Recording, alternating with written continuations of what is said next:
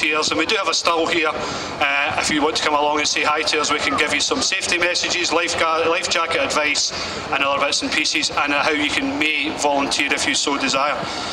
On the helicopter today, his crew consists of the pilot, the duty captain Mark Randall, and co-pilot Al Hinchcliffe, with John Carrigan operating the winch.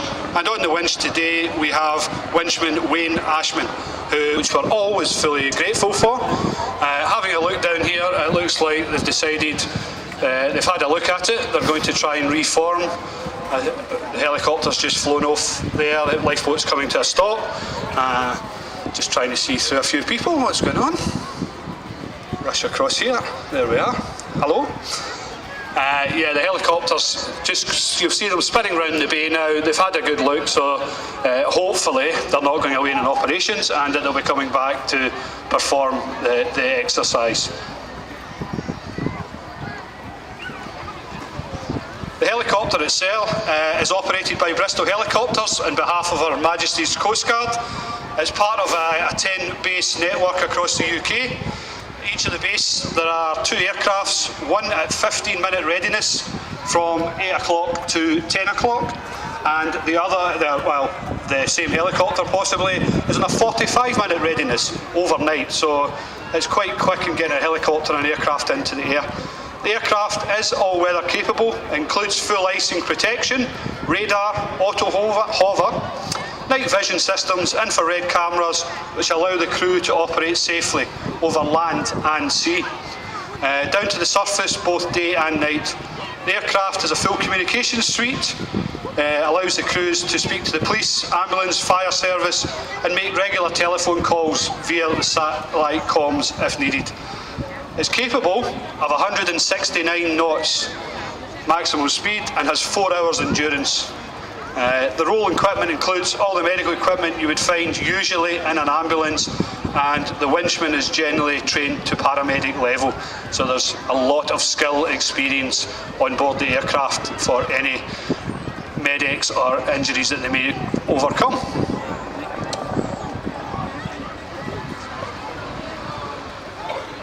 Now we now see the lifeboat starting to head backwards in a northerly direction, and the helicopter's now coming onto the back of it, forming onto the back of it. If you look at the actual helicopter, just below the rotor blade there, you'll see a black square. That is its doors actually open. That is where the winchman will come out of. If they're ready to go, we should hopefully see them just coming out any minute now.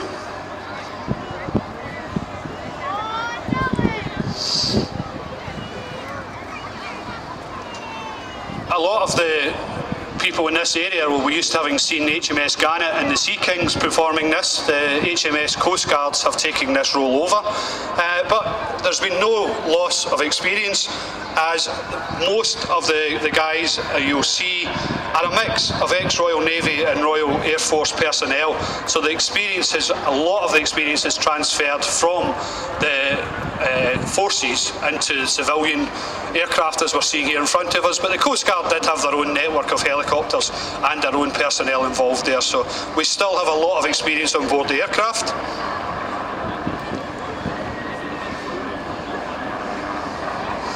Still thinking about it, maybe it's just this weather that's putting them off.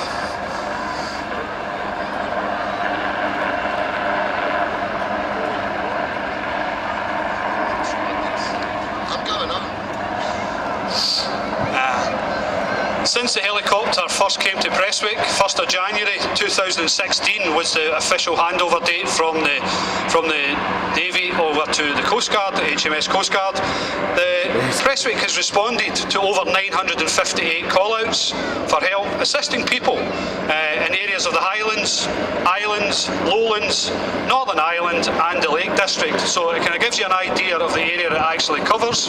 As we go further north here in Scotland, we have one based in Stornoway and also one in Inverness, covering the further up north of Scotland. But it gives you an idea that here at Prestwick, the area that these guys can cover, as far down as the Lake District over to Northern Ireland, so there can be quite a distance travelled before they actually have to do any rescue.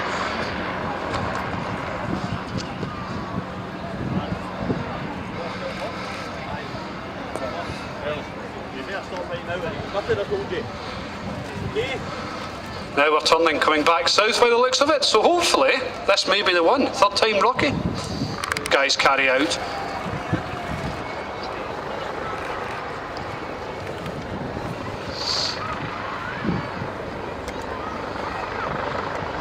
And whilst we see this today, it's a great exercise and a great visual display for you, everybody that's in attendance today. It actually shows and highlights the work and the commitment that the crews of both the aircraft and the lifeboat put in to ensure that we are ready to do this. This is in a controlled environment today. It's not too bad a day. Wind speed's very low, so that everything has been done and always done in a safe manner. But by practicing like this, it gives everybody the experience. When this helicopter comes over the top of you, the downdraft on this helicopter as a helm or a coxswain on a lifeboat can actually blow you off course. So by having the experience in these training days, it means when you are put into it in a real life situation, you are ready and willing, and you know what the helicopter is going to feel like when it comes over the top of you and it doesn't come as a complete shock. And working together with the guys, you know what they're doing and how they execute their evacuation.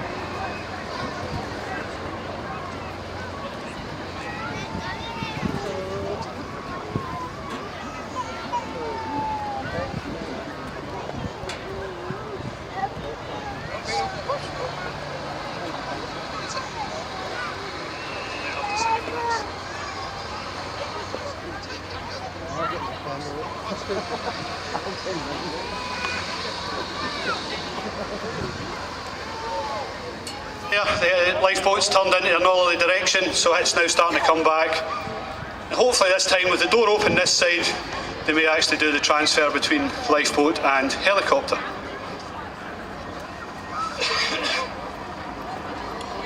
Now, the plan is the same thing will happen tomorrow. The lifeboat and helicopter will do another demonstration tomorrow, but we'll be using a different lifeboat tomorrow. The lifeboat we'll be using tomorrow will be the Shannon class lifeboat from Girvan. It's the newest of the ALBs, all-weather lifeboats in the Arnalai fleet. Again, very capable, 25 knots plus all-weather lifeboat. It is powered by 2 jet drives, the first of the all-weather lifeboats to be performed or to be powered by jet drives. So that's tomorrow, so we'll see a different lifeboat, but we'll see very much the same skills being demonstrated from both the lifeboat crew and the helicopters.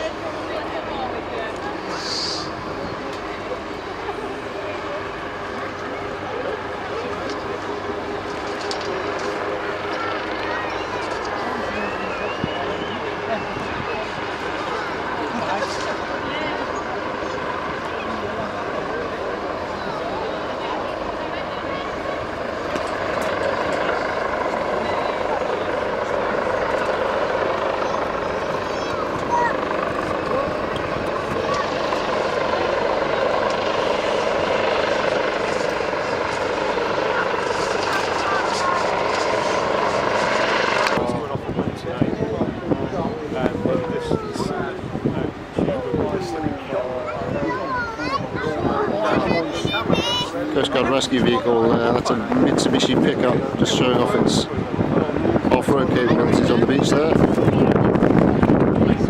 Well, yeah, there were seafood.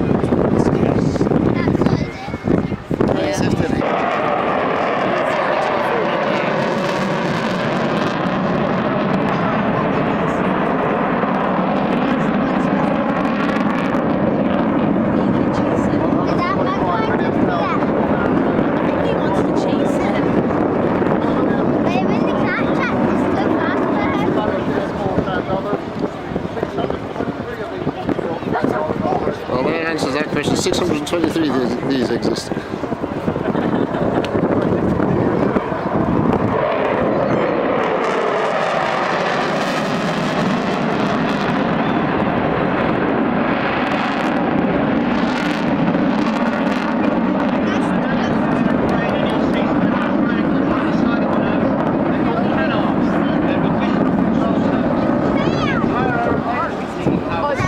Yeah, he's gone into the clouds.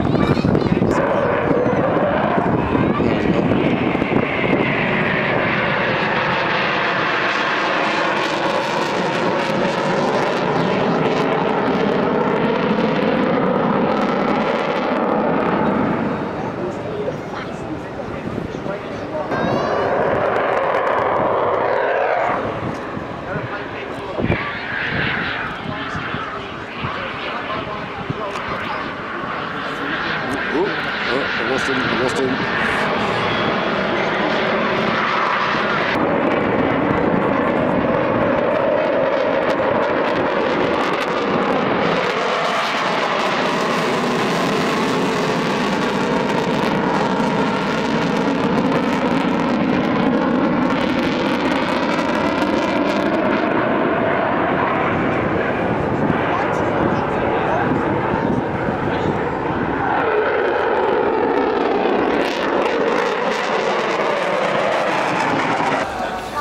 It's not all planes here. This is Portly Polly, which is a Ruston portable engine.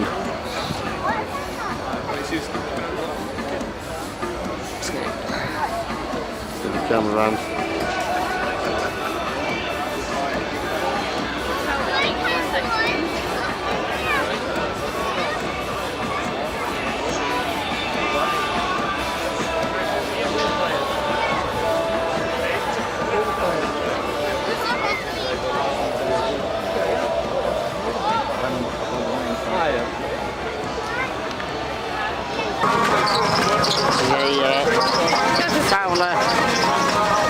Shawman's engine, owned by Tom French.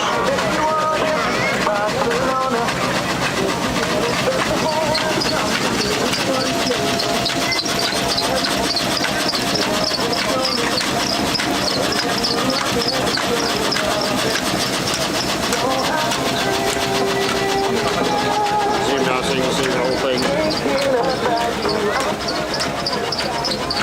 Wacky waving inflatable arm flailing tube man. So this is the Bulldog and the Chipmunk.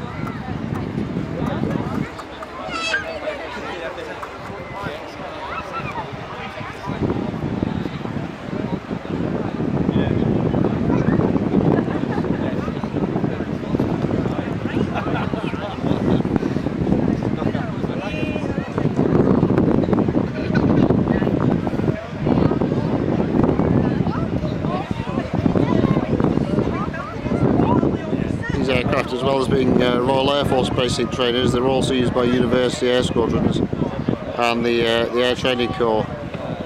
And one of my first flights when I was in the Air Training Corps was in a Bulldog.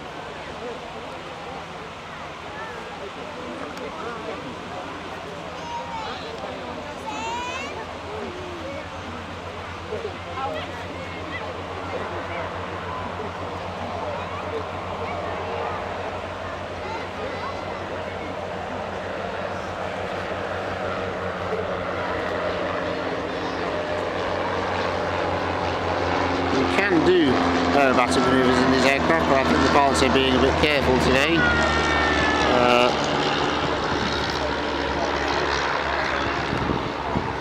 Interesting differences between the two. The Chipmunk has a tandem cockpit. The Bulldog, the pilot and the co-pilot sit side by side, which is obviously for if you're in training, it's a lot easier if you're sitting next to your instructor rather than in front of them. You can see what they're doing. I never flew the Chipmunk myself, but I'm told by people that did fly in it, it was a flying vibrator.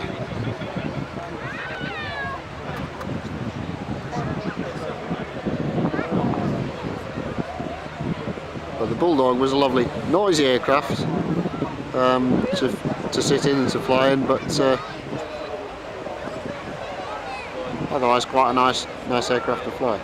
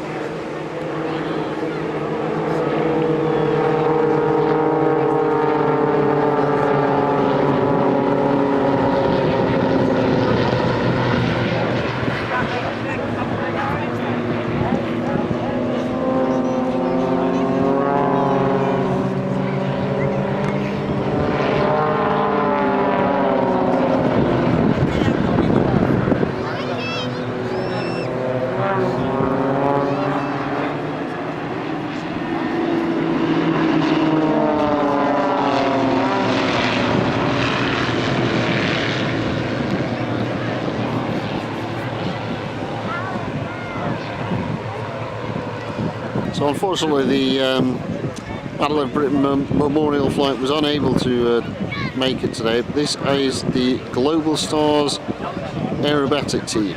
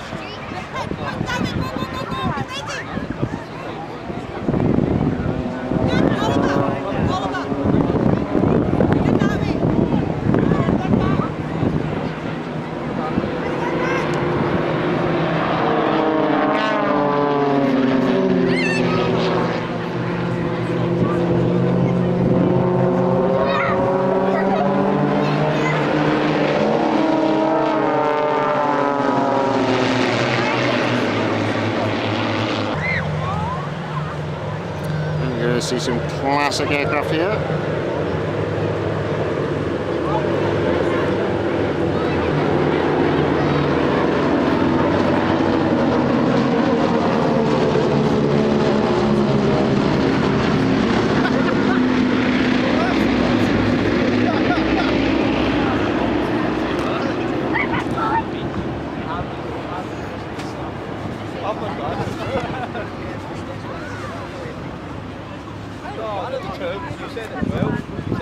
So this is the Swiss Classic formation. The larger of the aircraft you see is a DC-3, with the three smaller ones being Beech 18s.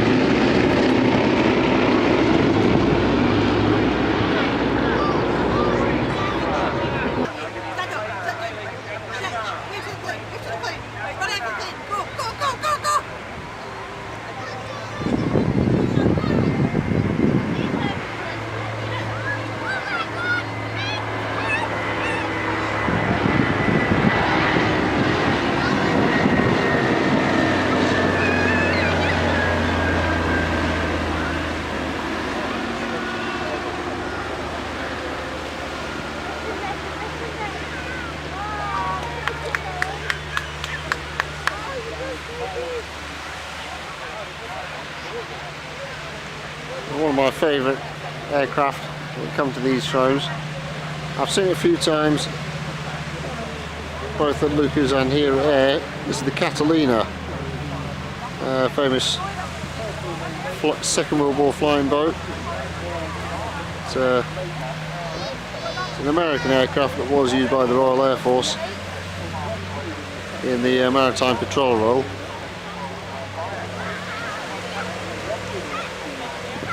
Flying very long missions out over the Atlantic against the German U-boats.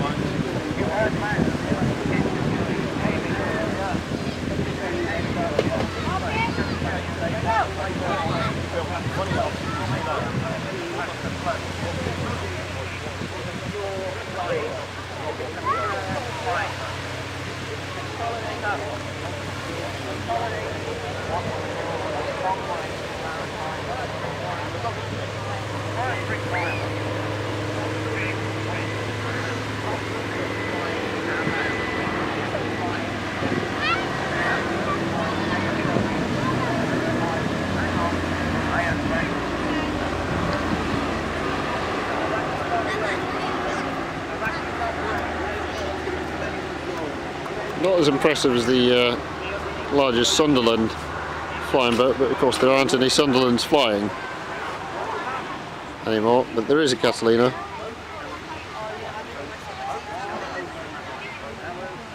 At least having a nice slow fly past like that means it makes it easier to film than some of the smaller, more aerobatic aircraft that we've seen today.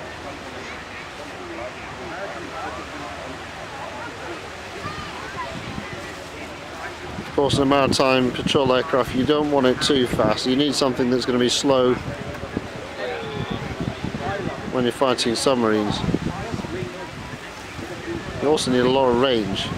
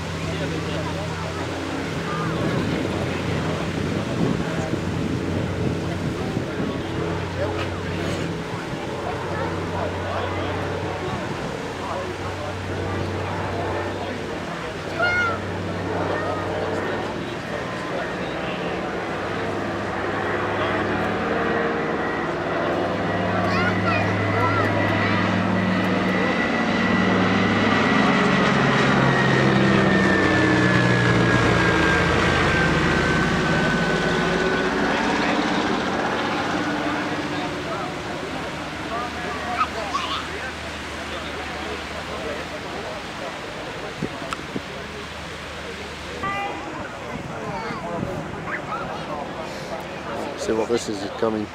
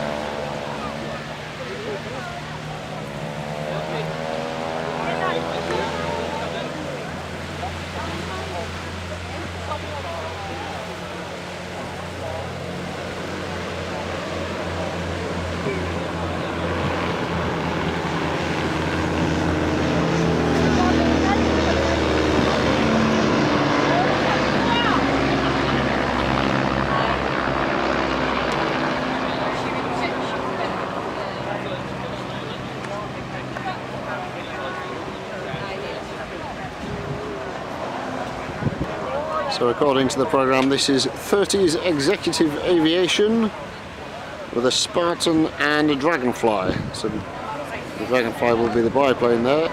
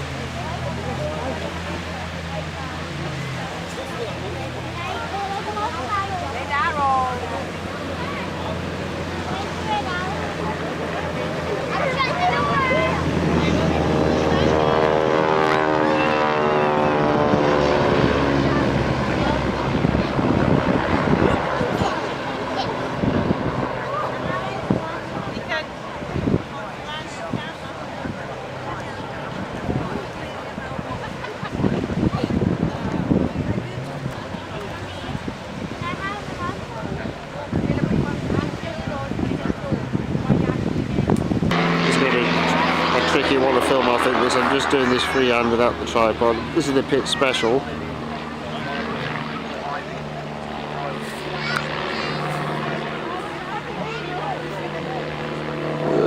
Still turned nuts.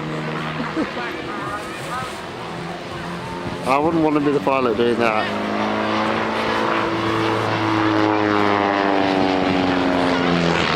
There's some pretty extreme manoeuvring going on there.